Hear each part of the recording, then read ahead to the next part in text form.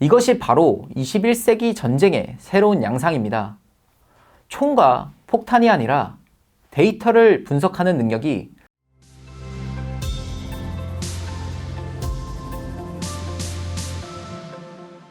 안녕하세요. 유진투자증권 서울 WM센터 김지혁 PB입니다. 오늘은 미국 패권 시리즈 두 번째 시간입니다. 지난 시간에는 워크 종말과 국가 자본주의 부상에 대해 이야기했는데요. 오늘은 그 흐름이 실제로 어떻게 나타나고 있는지 구체적인 사례를 중심으로 이야기해 보겠습니다. 혹시 2011년 5월 2일 오사마 빌라덴 사살작전 당시 백악관 상황실 사진을 기억하시나요? 오바마 대통령과 힐러리 클린턴 국무장관이 긴장된 표정으로 작전을 지켜보던 장면 말입니다. 그런데 그들의 뒤편 컴퓨터 화면에 띄어져 있던 시스템이 무엇인지 아는 분은 많지 않을 겁니다. 바로 팔란티어의 실시간 분석 시스템이었죠. 10년 동안 숨어있던 세계 최악의 테러리스트를 찾아낸 건 총과 탱크가 아니라 데이터를 읽어내는 능력이었습니다. 오늘은 실리콘밸리에서 가장 독특한 기업 팔란티어와 그 창업자들의 이야기를 들려드리겠습니다. 2001년 9월 11일 19명의 테러리스트가 4대의 항공기를 납치해 3,000명이 넘는 무고한 생명을 앗아갔습니다. 하지만 이보다 더 충격적인 사실은 이 끔찍한 공격이 충분히 예방 가능했다는 점입니다. 그렇다면 어떻게 이런 일이 가능했을까요? CIA는 테러범들의 국외 이동 경로를 알고 있었고 FBI는 이들이 미국 내에서 비행 훈련을 받고 있다는 사실을 알고 있었습니다. NSA 또한 이들의 통신을 감청하고 있었죠. 각 기관이 쥐고 있던 퍼즐 조각들을 하나로 맞추기만 했어도 전체 그림이 드러났을 텐데 문제는 이들이 서로 정보를 공유하지 않았다는 점이었습니다. 마치 응급실에서 의사는 환자의 혈압을, 간호사는 심박수를, 검사실은 혈액 검사 결과를 각각 따로 알고 있으면서도 종합적인 진단을 내리지 못하는 것과 같았던 상황이었죠. 더 심각한 건 기관 간의 이기주의였습니다. CIA는 우리가 수집한 해외 정보를 FBI에 왜 공유해야 하나 라고 생각했고 FBI는 국내 수사 정보를 왜 CIA에 넘겨야 하나 라고 생각했죠. 결국 9.11 테러를 조사한 위원회는 이렇게 결론 지었습니다. 9.11은 정보 부족이 아니라 정보 공유의 실패 때문에 일어난 비극이었다. 바로 이 문제를 해결하고자 2003년 한 청년 기업가가 나섰습니다. 바로 페이팔을 창업해 온라인 결제 혁명을 일으킨 피터 틸이었죠. 그는 페이팔 매각 자금 3천만 달러를 들고 새로운 회사를 차렸습니다. 회사 이름은 바로 팔란티어, 톨킨의 반지의 제왕에 등장하는 멀리 떨어진 곳까지 꿰뚫어보는 마법의 수정구슬 이름에서 따온 것으로 이름처럼 팔란티어는 흩어진 데이터를 하나로 모으고 실리콘밸리 기술을 안보에 접목하며 개인의 자유와 국가 안보 사이에 균형을 찾겠다는 비전이었죠. 피터 틸이라는 인물은 참 흥미롭습니다. 페이팔 창업자이자 페이스북 초기 투자자로 막대한 부를 쌓았지만 그가 진짜 주목받는 이유는 따로 있습니다. 바로 실리콘밸리 주류와는 전혀 다른 사고방식을 지녔기 때문인데요. 틸은 자신의 대표작 제로투원에서 이렇게 말했습니다. 완전 경쟁은 자본주의의 반대이며 기술을 통한 독점이 진정한 혁신을 만든다. 즉, 기존 것을 조금씩 개선하는 게 아니라 아예 새로운 세상을 창조해야 한다는 철학을 보여주는 말이죠. 더 흥미로운 건 그의 정치적 신념입니다. 틸은 민주주의와 자유주의는 양립할 수 없다고 공개적으로 밝힌 인물이기도 합니다. 대중의 선택이 항상 자유와 번영을 보장하지 않는다는 것이죠. 2016년에는 공화당 전당대회에서 도널드 트럼프 후보를 공개 지지하며 실리콘밸리의 주류와 완전히 결별하기도 했습니다. 틸의 관점에서 실리콘밸리의 글로벌주의는 결국 미국의 기술 패권을 약화시키는 위험한 이념이었습니다.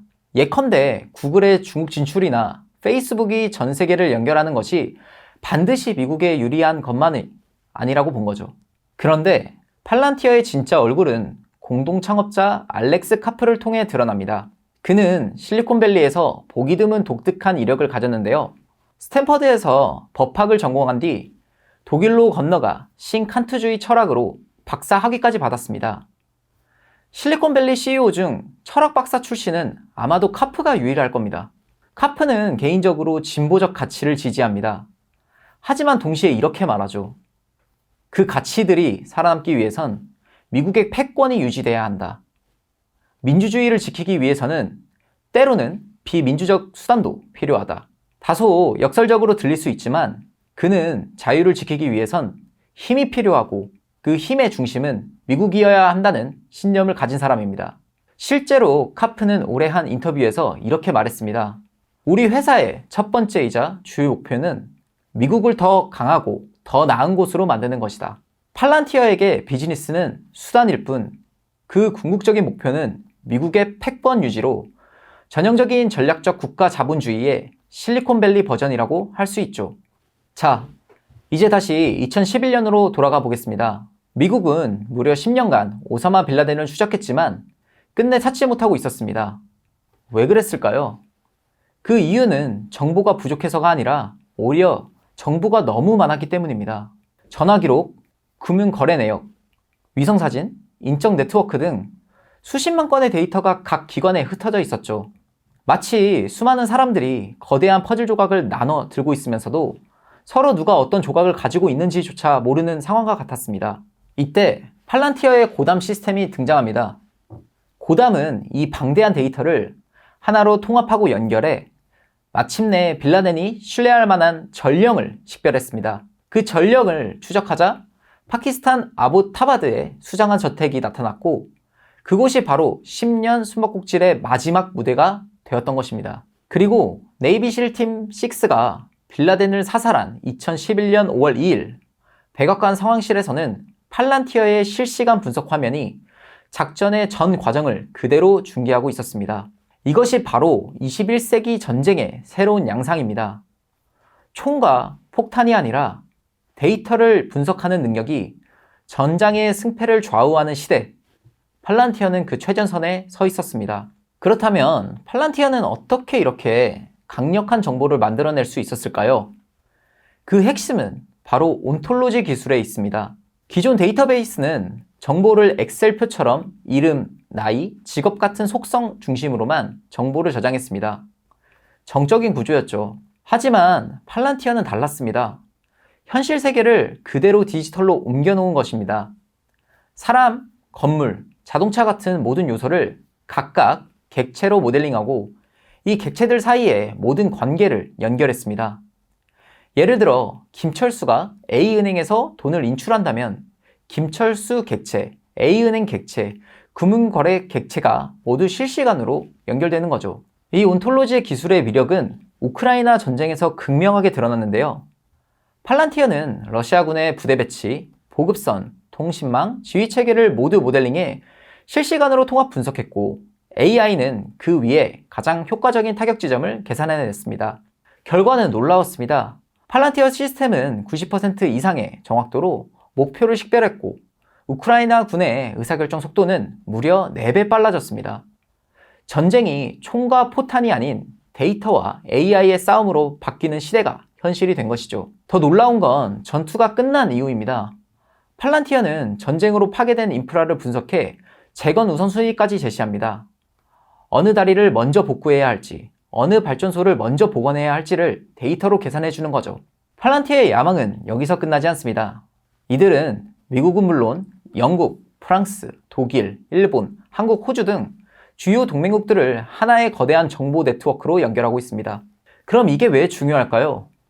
동맹국들이 이 같은 분석 도구를 쓰게 되면 자연스럽게 같은 방식으로 사고하고 판단하게 됩니다. 예를 들어 한국군과 미군이 같은 팔란티어 시스템을 통해 북한을 분석한다면 위협에 대한 인식과 대응 방식이 자연스럽게 동기화되는 구조인 거죠.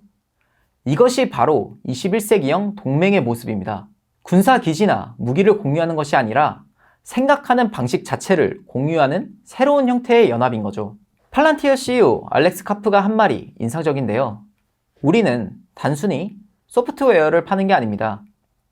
우리는 서구 문명의 가치를 코드로 구현해 전 세계에 확산시키고 있는 것입니다. 실제로 팔란티어의 알고리즘에는 서구적 가치가 내재되어 있습니다. 개인의 프라이버시를 최대한 보호하면서도 동시에 국가 안보를 지키는 원칙이 그들의 시스템 전반에 반영되어 있죠. 반면에 중국의 AI 시스템은 어떤가요? 개인보다는 집단을, 프라이버시보다는 통제를 우선시하는 상반된 가치체계를 담고 있죠. 결국 AI 시대의 패권 경쟁은 단순한 기술력 싸움이 아닙니다. 어떤 가치를 기술에 담느냐, 바로 그 가치의 차이가 새로운 시대의 질서를 결정짓는 기준이 되고 있는 것입니다. 2024년 팔란티어는 약 29억 달러 매출을 기록하며 전년 대비 29% 성장했습니다. 주가는 무려 340%나 올랐죠. 하지만 이 모든 수치보다 더 중요한 건 팔란티어가 보여준 새로운 가능성입니다. 피터 틸과 알렉스 카프가 증명한 것이 무엇일까요? 바로 국가의 힘이 뒷받침되지 않으면 기술도 글로벌리즘도 존재할 수 없다는 현실입니다. 그리고 진정한 혁신은 단순한 기술력이 아니라 명확한 철학과 비전에서 나온다는 사실이죠. 알렉스 카프는 이렇게 말했습니다. 기술만으로 충분하지 않다. 그 기술이 세상을 어떻게 변화시킬지에 대한 비전이 필요하다. 오늘날 우리는 군함과 탱크가 아니라 정보와 데이터를 얼마나 잘 분석하고 활용하느냐가 국가 패권을 좌우하는 시대에 살고 있습니다. 그렇기 때문에 팔란티어 같은 국방기술 기업이 현 시대에 더없이 중요한 존재입니다. 그들이 만들어가는 미래는 단순한 기술의 진보가 아니라 우리가 어떤 세계를 선택할 것인가에 대한 철학적 방향이기도 합니다. 결국 팔란티어가 지향하는 기술과 가치가 우리 모두의 안전과 자유를 어떻게 지켜낼 것인지를 결정짓게 될 것입니다. 다음 시간에는 이어서 스테이블 코인과 달러 패권 강화 이야기를 준비했으니 꼭 함께 해주세요. 그럼 다음 시간에 뵙겠습니다. 감사합니다.